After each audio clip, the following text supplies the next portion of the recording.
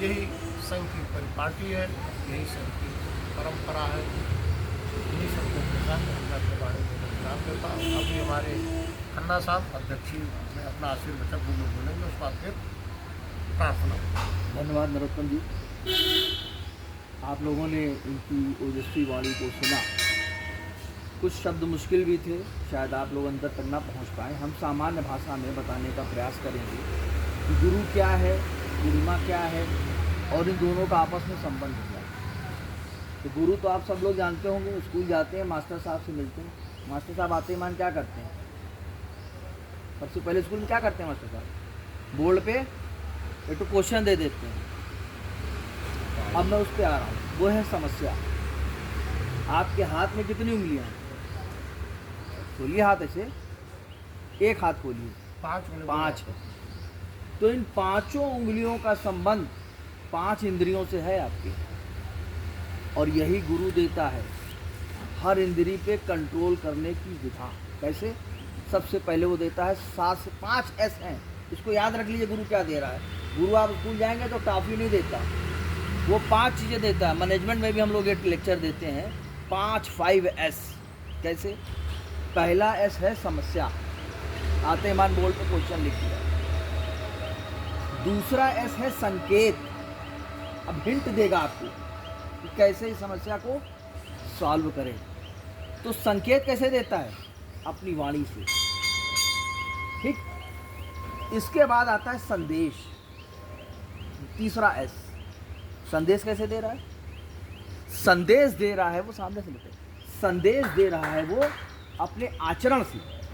हम बड़ी ऊंची ऊंची बात करें, हम गुरु हैं, बहुत ऊंची बात कर सकते हैं, और उसके बाद जाके ठर्रा पिए, तो हमारे आचरण से क्या निकला? कहते गुरु जी तो देखो दारू पी रहे, दारू पियो, सबसे बढ़िया काम है दारू पीना, गुरु जी भी पी रहे। तो गुरु के आचरण से जो निकला वो संदेश था।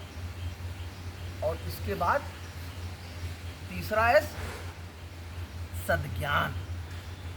जब उसने संकेत दिया, जब उसने संदेश दिया, और जब पहले उसने समस्या दी, तो इन तीनों से मिलके एक सद्ज्ञान, एक बुद्धि पैदा की आपके अंदर। अब आप इस बुद्धि का क्या कर पाए? 5वां S समाधान।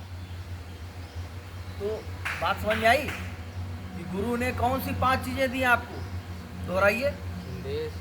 पहले समस्या दी, फिर संकेत, फिर संदेश, और फिर सद्ज्ञान, बुद्धि, और उसके बाद समाधान। ये गुरु देता है आप। अब आप बताइए मोबाइल चला रहे हैं। आप एक ही बार बोला, खन्ना साहब आप बोला, सब बोलो, सब लोग देखिए, सबसे पहले उसने दिया पहला S समस्या। सब लोग बोले समस्या, बोलिए सब लोग बोले। दूसरा S संकेत, संकेत सब बोले। संकेत तो अपनी वाणी से देता, हिंट कराता है। तीसरा बोले वहाँ। तीसरा है संदेश। अपनी टोटल पर्सनालिटी जो काम करेगी आप उसी को फॉलो करेंगे। मैं शब्दों से जो कहूँगा, मैं कहूँगा बेटा राजा बेटा बनो, आप नहीं बनेंगे। जब मुझे देखेंगे काम करते हुए, मेरी कॉपी आप करेंगे, तो वो आएगा संदेश, और उसके बाद आया सद्ज्ञान। सद्ज्ञान का मतलब हुआ इन तीनों चीजों के समाहित होने के बाद जो बुद्धि आपकी जागृत हुई, और लास्ट में आपको मिल गया समाधान। तो ये तो था गुरु। अब आते हैं पूर्णिमा पे। क्या होता है पूर्णिमा भाई? किसका नाम है पूर्णिमा? बताओ, सुना है पूर्णिमा पहले? आप बताइए क्या होता है पूर्णिमा? पूर्णिमा एक तिथि होती है जिस दिन चंद्र अपने पूर्णाकार में आता है। चंद्र पूर्णाकार में आता है। चंद्र को ही क्यों लिया? और भी तो ग्रह को क्यों नहीं ले लिया? देखिए, चंद्रमा पानी का कारक है। हमारी बुद्धि में 70% से 72% से अधिक रस है। तो हमारा दिमाग सबसे ज़्यादा प्रभावित होता है चंद्रमा से। पूर्णमासी के दिन समुद्र में ज्वार भाटा उठता है, समुद्र का तल ऊपर उठ जाता है, तो मनुष्य के अंदर भी जल का तल ऊपर हो जाएगा। तो आपकी बुद्धि अपनी तीव्र अवस्था में होती है। तो इस दिन यदि आप गुरु के संपर्क में आते हैं तो पूर्णिमा के चांद का लाभ उठाते हैं। इसलिए पूर्णमासी के दिन गुरु को याद किया जाता है, उसको अपने श्रद्धा सुमन अर्पित किए जाते हैं। तो ये तो थी पूर्णिमा। तो अब गुरु और पूर्णिमा दोनों का महत्व आपने समझ लिया। अब चलते हैं हम लोग संघ की तरफ। एक्चुअली जब तक रीजन नहीं बताएंगे तब तक पल्ले ही नहीं पड़ेगा। अगला भी अब याद रहेगा, इसके बाद दोनों खत्म कर रहा हूँ।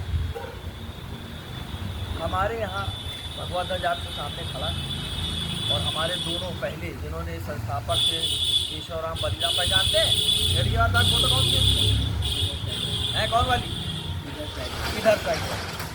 इन्होंने 1925 में संघ की स्थापना करी और आज ही शताब्दी वर्ष यानी कि सितंबर में हम फिर 100 वर्ष पूरे कर लेंगे। 100 वर्ष की यात्रा संघ आज पूरी करके आ रहा है। अपने जीवन काल में इन्होंने पूरी तरह से समर्पण अपने को किया और 1940 तक आप संघ संचालक के रूप में काम किया।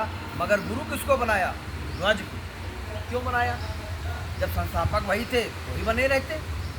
वो इसलिए बनाया कि मनुष्य के चित्त में अहंकार का बोध पैदा, चित्त समझते हो ना, मन में अहंकार का बोध हो जाता है कि मैं बॉस हूँ, सब मेरी बात सुने। तो इसमें होगा क्या?